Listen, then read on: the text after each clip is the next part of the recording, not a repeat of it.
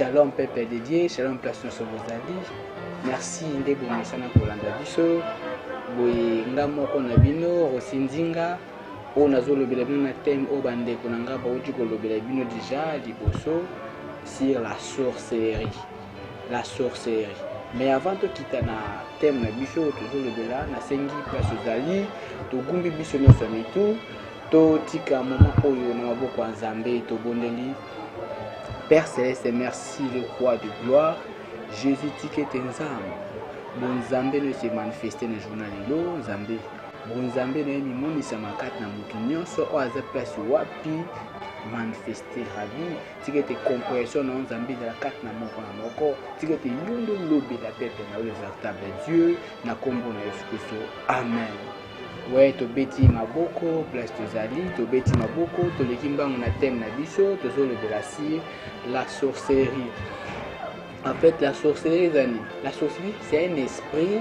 yamabe au diable utilisé pour qu'il a détruit l'humanité, pour déstabiliser l'humanité à mon gloire et en Zambéki. Et c'est une force que le diable utilise parce que tu connais que le diable est omniprésenté. Un diable a utilisé Kakabato parce qu'il y a omniprésenté, il y a que Dieu est omniprésent et Satan le rôle est omniprésenté. Méthode où il y a pour maîtriser, pour une formation partout, on a utilisé la sorcellerie. Mais tout que les musiques te préparer qui tout cela entre bisonabino et ça n'a bon qui shooter moko si la loi familiale. La loi familiale. Quand ils ont moko ya soutien oyo to préparer qui les loi ils animent loi ils a style de vie ou système de vie au ba mikolo a famille ba établissaka na mabota pona ko maîtriser famille ce système moko diabolique au ba mikolo a famille ba zo utiliser pour ba détruire famille pour influencer famille dans le monde satanique. C'est-à-dire qu'il y a un monde qui la famille, le diable a utilisé la sorcellerie, la casse, pour que établir la loi dans la famille qui est ils ont empêché la famille et mon gloire en Zambie. C'est un système de vie. C'est une méthode satanique. To ba chef de famille ba utiliser pour imposer famille vie moko boy famille tambola na yango to kende mbango na livre na biso ya nombre tozui na nombre chapitre 27 to bandi na première verset kokita eza histoire ya bana basi moko babotami na papa na bango abotaki mwana ya mobali te. Le papa na bango abotaki mwana mobali te ba fille na bazaki 5 et 5 filles bazaki Mikla, Noah, Olga et Tirsa. Bana basi na bazaki kaka basi papa na bango abotaki mwana mobali te et na loi juif ezaki ceux qui mwana mobali aboti mwasi te et que ya kufi automatiquement héritage né bana na basi mo ba profiter nango ezate c'est-à-dire na loi du banda ko considérer moi cité yango moni même Jacob ou aza Israël abota bana 13 mais ba benga ba kontara 12 parce que moko azaki mona mwasi et bana basi to ba continuer ko vivre na ba loi wana papa na bango ki kufa na désert abota ki mona mwasi te mais elo que c'est pesingeza bana basi oyo tango bamoni ke papa na banga kufi papa na banga tiki biloko mais bango ba moye ba bénéficier na ngo ba ezate parce que baza basi ba se révolter ba bi non bi to ko tika ngo boité likambo ekoko leka boité oui magi papa na biso coutume to loi eloba ki soko boti nini mwana ya mobile te bo bénéficier de mais biso to za quand même qu'il est malgré to za bana basi mais to za bana na e c'est que tu as le droit de bénéficier d'un héritage à papa na biso et pourquoi pe biso so to boti to pime la bana na biso kombo ya papa na biso non bana basi ba se révolter ba bi non il faut tout tokutanaka pas Moïse tokende se présenter kao pas Moïse ezalaka te non donc ça dit bana baso se révolter bamona ngo normal te et puis eloko ekamwisanga Israël memba bavanda banena bane babika baviva kaka na loi wana mais tala bana baso 5 ya pamba se révolter babi il faut pas pousser na pas Moïse parce que bamona ngo normal te il y a des choses bien aimées qu'on trouvera ngo normal te na vie ce qu'on montre rien ne marche ce qu'on lande le monde système sous le bika et la volonté nzambe te ko trouver ngo normal te il faut se révolter tala bana baso se révolter pousser pas Moïse yebi bisi Moïse to yebi que papa na biso akufi bien sûr aboti mobali te mais lokola boti mobali te biso toza bana na ye parce que papa na biso to makila na ye toza na droit ya ko bénéficier de l'héritage na ye et pour na nini ata soki aboti mobali te biso to na droit to pesa bana na biso komba papa na biso non baza bakoko na il faut impose yebisi Moïse solo na Moïse atalika wana bi non ekotika la boité Moïse amati na ngomba devant l'Éternel so kiti na se babi Moïse amati na ngomba akeko bondela oui tika totanga ngo mokie tozui na verset 5 kana 27 wana to kiti na 5e verset Moïse porta la cause devant l'Éternel. Et l'Éternel dit à Moïse, les filles de Tchalofad ont raison. Tu leur donneras en héritage une possession parmi les frères de leur père. Nous avons dit Nzamba ebisi Moïse ki bana wana basi bazana raison. Bien aimé. Tala ndenge loi ezo changer. Loi ezo changer. Loi oyo ezaki installée oyo na Moïse abikaki pe kaka loi wana mais bana basi moko 5 ba changer loi wana po ba se révolter ba comprendre qu'ils ont normal te ba changer loi oyo pays mobimbe tambola kaka na yango mais bana basi wana 5 ba changer loi wana ba monongo normal te il y a des choses bien aimé ce que monongo normal te il faut se révolter. Eza normal te koko na bino akufaki na malade ya diabète papa na bino aye abeli diabète akufi papa leki na bino abeli diabète akufi yo za na non ce n'est pas normal ça c'est pas normal eza loi aux familles yo ngé imposer yo et yo zo mona normal or eza normal te il y a des choses qu'on trouve en normal te il faut se révolter. Et c'est normal, bana basi se révolter nzamba esi Moïse te bana basi bazana raison pesa bango héritage ya papa na bango bazana raison et to kita mokie to kita awa siko tozui na verset 8 kana nombre 27 wana na 8e verset yo kasiko maloba nzambe après avoir accordé Moïse a toléré banana bazwa ba bien yo parce que nzamba zoloba tu parleras aux enfants d'Israël et tu diras lorsque un homme mourra sans laisser de fils vous ferez passer son héritage à ses filles. Donc nzamba changer loi donc ça Moïse yebisa siko na Israël soki mwana mobali akufi atiki bana mbali te ekaboti kaka bana basi yebisa bango bazwa biloko wana bapesa yango bana donc loi changer c'est-à-dire eza na bato moko boye ba changer loi ya pays mobimba c'est-à-dire donc nzamba accordé kaka bazwa bomengo nani kaka te mais apesi lisusu afongoli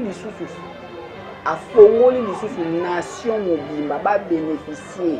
yo kana biso bien aimé na nzela na yo oza na makoki ya ko libérer famille na yo na nzela na yo kaka c'est-à-dire ko se révolter na yo okoko délivrer famille mobimba tala bana basi ba kaka 5 et na nzela bango famille mobimba et na nzela bango nation mobimba nzamba changer loi na nation mobimba banda lelo yebisa siko na Israël ke mutu soka boti bana mbali te ka kufi atiki bana basi bozwa bomengo na ye bopesa mais pendant que ezalaki te et pendant que biloko wana Israël ezalaki te mais 5 filles kaka pamba se révolter changer loi ya pays mobimba ya nation mobimba tikana ebisa eloko moko bêtise mosusu ezokomela famille ezokomela yo parce que yo olingi parce que yo ozolinga kose révolter te système aux famille imposé au diable imposé au sac na famille parce que yo ti siko ozwi na conscience te c'est pour cela diable a tout sac na famille mobimba parce que yo non ozwi conscience te parce que yo nano se révolter te parce que yo ozo tolérer za la bonne so du na livre en Matthieu ozwi na Matthieu 6 Matthieu 6 chapitre 9 au monde à Christ a joué sur les disciples. Voici donc comment vous devez prier. Notre Père qui est au ciel. Donc ça dit quoi? So talita on landaka maloba on au Christ a joué sur les disciples et notre Père qui est au ciel. Ça dit en quelque sorte Christ a joué l'accès que ndenge tozana mokili bo mais tozana véritable papa moko azaka likolo. Ça dit malgré que na famille ba chef coutumier mais oza ya bango te papa na yo azali po chef coutumier qui la moto te c'est déjà ezaka nzambe nda permettre kaka obima na famille wana et nzambe oui pourquoi nzambe permettre de ma famille a permettre de ma famille pour un but ya kolongo la famille na loi ye bakate que na mission ya koluka loi o famille de imposer génération na malgré au bout de la famille ba chef coutumier mais véritable papa no azana na lola on a permis que bima libota wana ne Christ a dit ça disait voici donc comment vous devez prier notre Père qui est au ciel c'est-à-dire Nathalie ceux qui sont na papa waza au-dessus de tous les papas dans le likolo na lola o soko yebisi likamba na côté ya kusala et Christ a quitté a dit que ton règne vienne. Pourquoi Christ a insisté sur les disciples de la reine en Zambé? Parce que la reine en Zambé, c'est que Kiti, Kouti, mais ça son effet. Loi à famille, ça n'impacte tout. Parce que loi à famille est qu'on résister et ne résistera pas à eux. Mais qu'on résister à la reine en Zambé. Or, ce qui reine en Zambé, Kiti, loi à famille, et ça son impact. À Kiti, les soucis, habit que ta volonté soit faite sur la terre comme au ciel. T'as l'avantage, nous sommes dans la place. Bien aimé, tu connais que makambo zonguna eza volonté nzambe parce que volonté nzambe eza te que yo famille no ngoku fa na cancer on eza volonté nzambe te on eza sorcellerie eza loi o ba nikolo ba imposer yo volonté nzambe eza donc na lola ba nzamba ko linga te ndenge ya na lola yo pe na se awa ke mokano na ye yo na se wa beaucoup fa bino nyonso na maladie moko diabète nzamba olinga te eza volonté nzambe jamais volonté nzambe ezate que maman abino azaki mwasa ndumba aboti bana so basi ba osa ki ndumba on eza volonté nzambe te eza loi ba imposer eza sorcellerie volonté nzambe ezate so bo uto kunda matanga boye botie kantina mai libanda bo sokola maboko bino so on eza volonté nzambe te c'est la sorcellerie eza volonté nzambe te so muta kufi boye après 40 jours boye so to yete ba on eza volonté nzambe c'est la sorcellerie bima na biloko apo tant que so to sa sorcellerie so Christ ayele au monde abo konzalo la te et puis tant que to sa ba makambo na automatiquement ozo adorer loi au monde a gloire nzambe te ko ka o ke kozala kaka toujours na milena bino parce que volonté nzambe za wana te on eza ba loi et ba loi na ezaka accompagner na sorcellerie c'est une méthode au diable a utiliser ma case pour imposer à étouffer ba pour étouffer ma bota ba vivre gloire en Nzambe na ba vie na bango te tika place ola na o se révolter o za lokola 5 filles o likolo na bango ba sauver nation mobimba et ceux qui Nzambe moko a changer loi o a utiliser que Israël tambola na a changer ngo pour na 5 filles ya pamba bon yo ya famille na Nzambe nda olemba ko changer loi ya famille na bino tika place ezali molimo na Nzambe simba o se révolter changer ko tolérer ba bêtises à diabète ko tolérer satana sakana oti kotolérer te ozo vivre vie moko boye oyo yebi ke eza nzambe te yo zo permettre ngo o vivre eza ba bêtise eza ba loi oyo bato mabe na ata so Christ aza puissant Christ aza le tout puissant c'est-à-dire yala na makoki tanga azotinda badisciple ya biki soki bolingi bobondela bobanda na père oyo aza likolo mpe obengaka reine ayebi ke reine ezala likolo ya kindoki ezala likolo ya sorcellerie Christ ayebi yango ayebi ke soki oinvoke reine na nzambe coutume ekotelema te ayebi yango ayebi ke soki oinvoke reine na nzambe sorcellerie ezala na impact te na vie na yo Christ ayebi yango ayebi ke soki oinvoke reine na nzambe balwa wana oyo ezokanga yo pour ke oconcevoir te pour que omona gloire te ekokweya parce que reine na nzambe eza puissant koleka yango Christ ayebi ke soki obeli volonté nzambe vie ozobika okobika yango te parce que volonté nzambe wana eza volonté nzambe te jamais volonté nzambe te mte ezaki eempêche okomi ti okende 50 oza na mosala te wana eza volonté nzambe te parce que okomi déjà kolemba c'est la sorcellerie eza vie moko diable azonga impose yo pour que obika bikamwa te eza volonté nzambe te eza volonté nzambe te apermeta yo obima peut-être libanda mboka moke kuna osala eloko te ya volonté nzambe te wana eza volonté nzambe te ka permettre yo obala mais obotaka te eza volonté nzambe te eza force moko ya mabe loi moko ya mabe oyo bamikolo ya famille na bino baimpose yo mpo mona gloire ya nzambe et ceux qui ozwi délivrance te tika na yebi soki so Christ ayeli omona bokonzi ya nzambe te parce que baloi en tant que evandi yo na nzoto eza sorcellerie ekoempêche ozala enlevé place ozali se révolter changer façon ya komona makambo buka baloi wana bima na biloko nyonso oyo ya coutume oyo bamikolo ya famille balobaka ke so tosali te esa non bima na biloko wana tika makambo ya bowuti kokunda matango ye botie kati liboso ozosokola maboko tika biloko wana tika kokanga mbula oyo matango ezali ozwi kombo naza mwana ntuka nakanga mbula non c'est la sorcellerie tant que odemere na biloko wana ozo adore kaka baloi wana et tant que ozo adore baloi wana gloire ya nzambe kose manifeste na famille wana te tika makambo ya kokende kotalisaka pa banganga oyo te tokeetalisa totala non tika biloko okeetalisa mpo nani ye mo nganga bangunza bokendaka kotalisa mpona bango bavandaka bamilie mabe ozomona te eza babétise tala na balie bango bavandaka soki ezalaki bango bapesaka vie mais fo bavandaka place mpe ya te bavandaka bamilie rekile mais bino bozolongola yango na ville oke kote mo ezonga nsima mpo bokende talisa mpona nini bima na biloko wana ntango ozokangama nango ozoempêche gloire ya nzambe se manifeste ozoadore kaka baloi na bino etango ozoadore baloi na bino vie famille ekochange te famille okende liboso te ekozala lie kaka na loi wana parce que ozogumbamelango et soki Christ aye liloko na enlèvement bokozala enleve te mpo biloko wana ekoempêche bino bozala enleve tika mpe eza nkolo nzambe abikisa yo nkolo nzambe abimisa yo yesu Christ abimisa yo na biloko wana place ozali yesu Christ abimisa yo na condamnation wana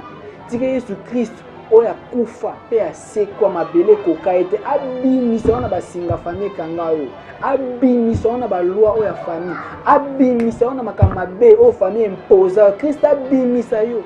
Christ abimisa wana maladie héréditaire oyo ke papa na bino abelaki yango papa kulutu na bino abeli yango koko na bino abeli lelo ekoza yesu abimisa c'est la sorcellerie Christ abimisa na biloko wana place ozali Christ asauve abimisa yo se révolter taela yesu tombola miso na pa yesu abimisa obela yesu bela reine na ye abimisa na biloko wana place ozali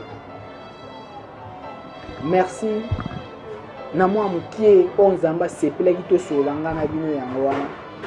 nayebi ke bandeko mosusu bakoleka lisusu mpona kolobela kaka na teme na biso oyo toza nango sur la sorcellerie nzambe na lola nzambe miracle Jésus-Christ de Nazareth le véritable Dieu a délivré au place ozali akangola yo abimisa na misala abimisa na baloi satanique na kombo na Yesu amen.